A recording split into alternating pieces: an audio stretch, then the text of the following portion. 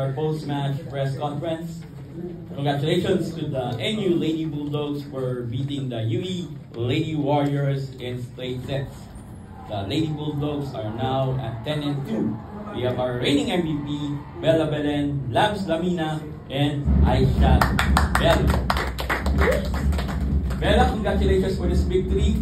It's a one big bounce back win after your top loss against Adamson. So, gaano ka ka-happy nag-respond yung team? Especially, very emphatic yung panalo nyo, 25-80% and then 25-12 nung third set of music. Siyempre, I'm very happy na nakabawi yung team kasi medyo masakit sa part namin yung nangyari last game, which is yun nga, natalo kami.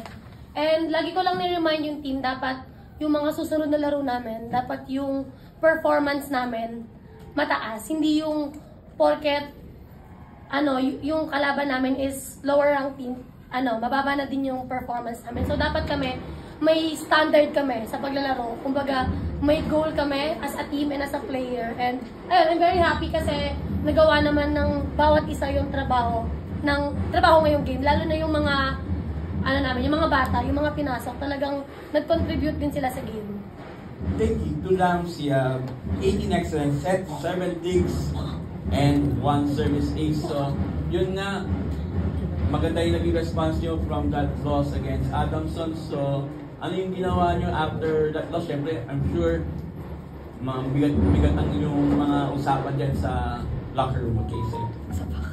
Ngayon po, after a loss po, nag-recover and rest muna kami. Pinassess muna na namin yung sarili namin. And in-improve pa yung mga dapat improve, which is na-apply naman namin siya nitong game na to. And I'm happy kasi nag-exert effort kaming lahat para sa game na to. Thank you to Aisha. You had 8 attacks, 1 block, and 4 digs. So, you're given more court time today by Coach Sherwin. So, what can you say about your effort to help the team win and bounce back from your previous loss against Adamson? What can you say? I'm so happy, and all thanks to the coaches and my teammates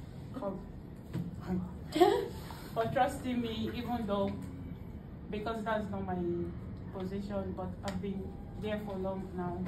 I'm trying to put my effort. So I'm so happy to show what I am. Yes! Thank you.